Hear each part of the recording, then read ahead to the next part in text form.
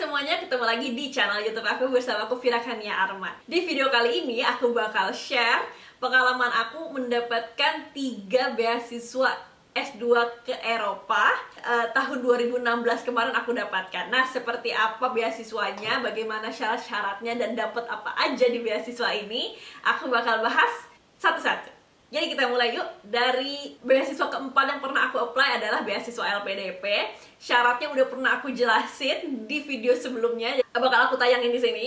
Terus juga ada syaratnya udah pernah aku jelasin. Timelinenya tahun ini unfortunately ditunda ya. Jadi kalau menurut aku mendingan kamu sekarang persiapin diri untuk bisa apply di tahun depan. Dan yang paling penting yang perlu kamu tahu dari beasiswa ini adalah adanya kontrak beasiswa, di mana kewajiban untuk berkontribusi kembali ke Indonesia sekurang-kurangnya 2N+1 dari masa studi sejak studi selesai. Dan menurut aku ini adalah salah satu kenapa alasan aku tidak walaupun mendapatkan beasiswa ini, maksudnya lolos gitu ya, aku tidak mengambil beasiswa ini karena dari awal udah keputusannya aku tidak akan pulang ke Indonesia dalam waktu dekat gitu, karena kebetulan juga Rivo sudah berkarir dan bekerja di sini. Di beasiswa LPDP dapat apa aja nih? Mungkin kalian juga pada tahu ya. Jadi ada 2 hal yang bakal kalian dapetin, dana pendidikan dan dana pendukung.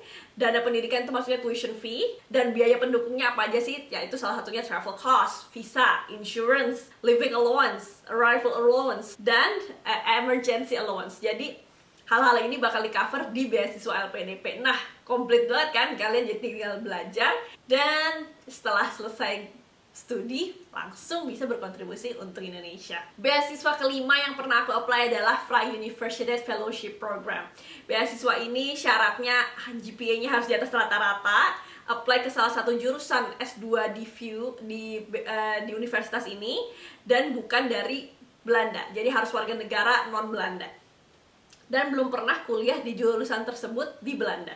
Jadi memang harus baru banget. Syaratnya itu, dan kamu harus melampirkan apa aja sih? 3 hal yang harus kamu lampirkan adalah, yang pertama, melampirkan bukti bahwa kamu udah apply di master program di universitas ini. Yang kedua adalah kamu harus submit a full FP application, yaitu ijazah, transkrip, motivation letter, sama CV. Udah, tinggal submit aja dan berdoa semoga kamu mendapatkan beasiswa ini. Timeline-nya yaitu untuk tahun ini sih submit beasiswanya maksimal 2 Februari 2020, kemudian resultnya bakal ketahuan di 1 April 2020, dan kalau misalnya kamu lolos, kamu harus memberikan kepastian kepada mereka di tanggal 15 April apakah kamu mau mengambil beasiswa ini atau tidak. Karena kalau tidak, shortlisted candidates yang bakal mendapatkan beasiswa ini. Nah, beasiswanya hanya mengcover tuition fee 100%. Jadi beda sama beasiswa-beasiswa yang lain, dan alhamdulillah waktu itu aku dapet.